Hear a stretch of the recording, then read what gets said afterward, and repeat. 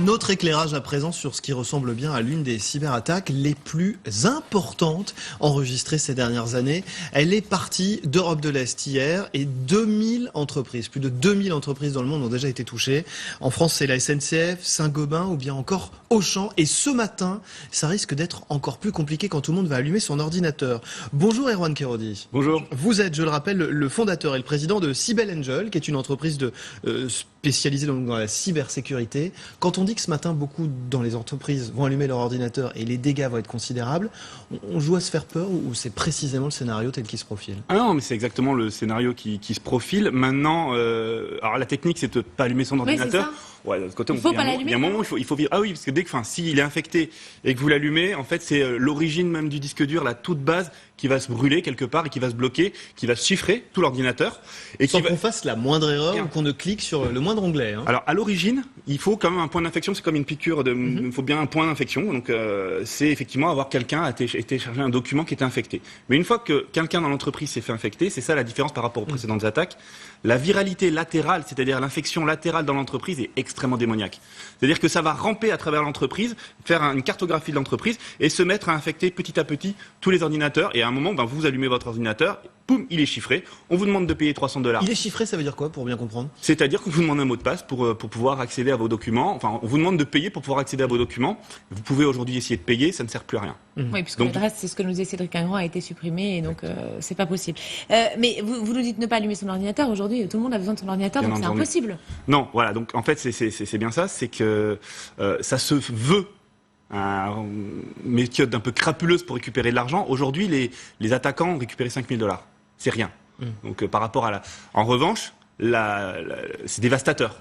Donc c'est plutôt, à mon avis, sous le couvert d'une attaque un peu crapuleuse, c'est surtout un énorme coup de semonce, un énorme coup de marteau pour dire on est capable de casser des millions d'ordinateurs à travers la juste planète. concrètement, je reviens sur le basique, sur allumer ou pas son ordinateur. Il y a un moment, donc les gens vont devoir le faire. Et donc tant pis. Et voilà.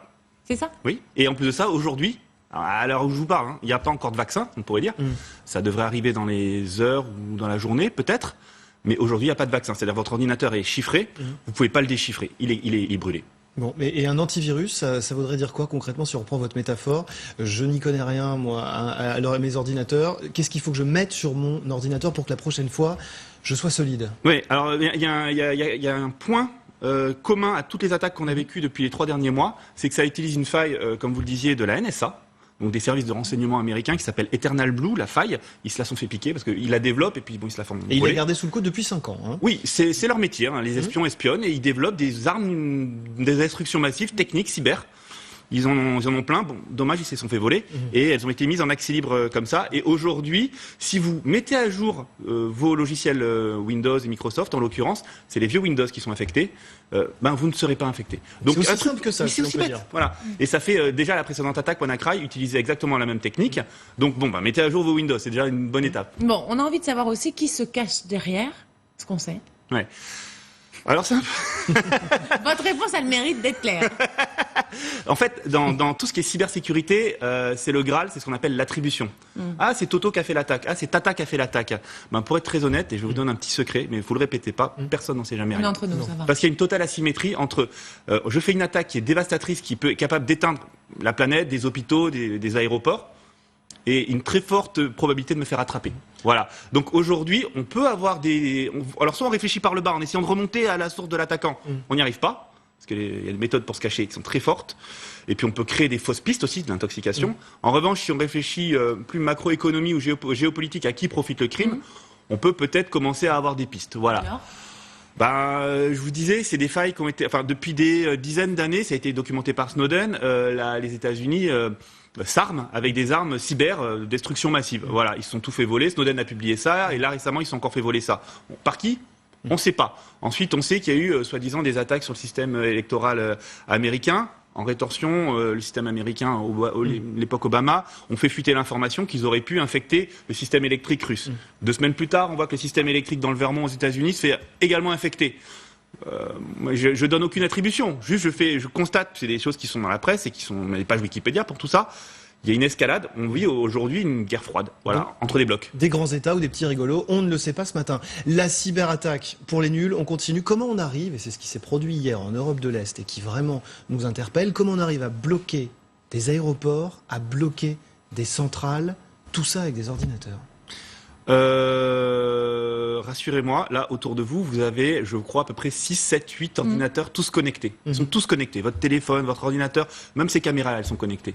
À partir du moment où tous ces outils sont connectés et que vous avez une clé qui permet de rentrer dans tous ces outils, une espèce de passe magique, c'est exactement ça, Eternal Blue. C'est quoi un passe magique? Le Eternal Blue, l'outil de la CIA qui s'est fait voler, et en fait, c'est une espèce de passe qui peut tester toutes les serrures de la planète. Les serrures étant les codes, les mots de passe demandés dans tous ces objets connectés.